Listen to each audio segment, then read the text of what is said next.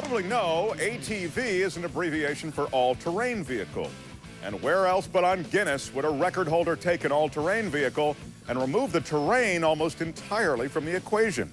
You're about to meet a man from Australia who is trying to top his own incredible Guinness World Record.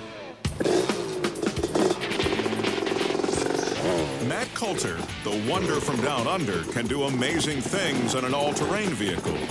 But it's joy rides like this that have made Matt famous. Matt Coulter, 28 years old, nicknamed the Kangaroo Kid. Single father of 3 young boys. Current Guinness record holder for the longest ramp-to-ramp ATV jump. This 1997 death-defying leap of 148 feet over 12 trucks put Matt in the Guinness record book for the world's longest ATV ramp-to-ramp jump. I consider myself a pilot. I actually fly the machine. I actually control the machine in the air and control its destiny. But there's some things Matt can't control, like Mother Nature. While trying to set a world record for leaping over a 25-foot tall steamboat, a gust of wind kicked up, preventing Matt's ATV from getting the lift it needed to clear the boat. Matt was turned into a human cannonball and broke his leg so badly, it nearly had to be amputated. It does scare the living daylights out of me that someone can get killed doing this. It took him nearly 8 months to recover, but today he's back. Matt will try to shatter his world record in the heartland of America by launching his ATV from this ramp to this one, hoping to cover a distance of 200 feet. The ramps are connected by a steel and concrete reinforced platform covered with a 1-foot thick layer of dirt. Matt will be making this jump on a one-of-a-kind, handcrafted 250cc Honda ATV, which combines the speed of a race car with the durability of a Sherman tank. This has been custom-made especially to do stunt jumping alone. The suspension is like rear suspension on the front. They're extremely strong springs, thick shafts, very stiff suspension. The actual tyres are bolted to the rim. So if I land slightly on the side, it won't pop the tyre off the rim. Now the axle here, specially constructed, space-age materials to withstand a lot of pressure. And the engine is specially tuned for maximum acceleration to get the maximum speed out of the shortest distance. Most ATVs top out at about 80 miles an hour. This 2-stroke single-cylinder machine has been torqued and tuned to reach speeds of more than 100 miles an hour. But will that still be enough to give Matt the height and distance he needs to launch himself 200 feet through the air?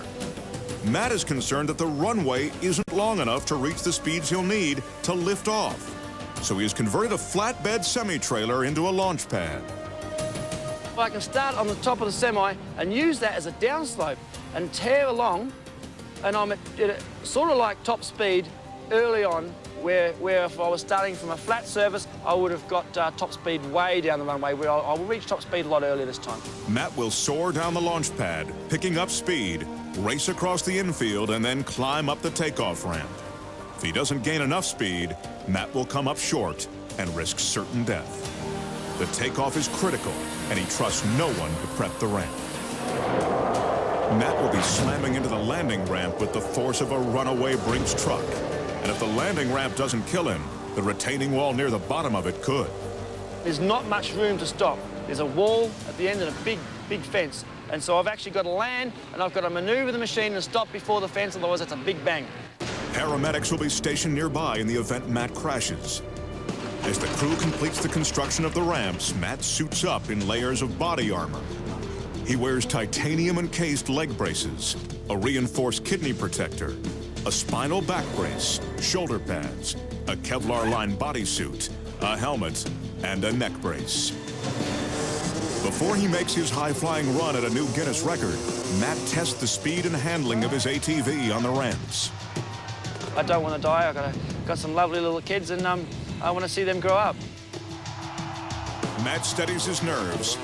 Can the Kangaroo Kid leap 200 feet and set a new Guinness record? He revs his engine, and he's off. He's picking up speed. And Matt's up in the air. He slams to the ground. He is down. is moving. He's back on his feet. He signals he's okay, but he's wobbly. And he's down again. I'm all right. Here come the paramedics to treat him. All right. Matt appears to be okay, and now he's back on his feet. Hey, let me go over here. He's now taking a look to see how far he's gone. Ferrari over here. 128.2. This record attempt failed because of the crash, but it measures far short of a new Guinness record anyway. I just wasn't going fast enough. Aluminum, as you Americans say, aluminium, as us Australians say, was a little bit slippery, and I was spinning in the rehearsal jumps. I started off in third gear like I did the previous runs, but I was actually spinning way too much, and the bike bobbed. I just didn't have enough speed, simply not enough speed. I was not going anywhere near as fast as I should have been. I was a good 30-mile-an-hour slow. I slipped on the aluminium ramp, and this is the result. But it doesn't matter, because I'm still okay. I'm still alive. I'm okay. For now, Matt Coulter's Guinness record for the ATV ramp-to-ramp jump still stands at 148 feet. But Matt vows to challenge the record once again. I'll be back. I'll tell you something now. You'll see more of the Kangaroo Kid. This is just the beginning. The Kangaroo Kid swears that he will bounce back, and when he does, you'll see it on Guinness Primetime. We'll be right back. Coming up, it's an all-new challenge. Man against wood in the extreme Guinness category for breaking boards using only a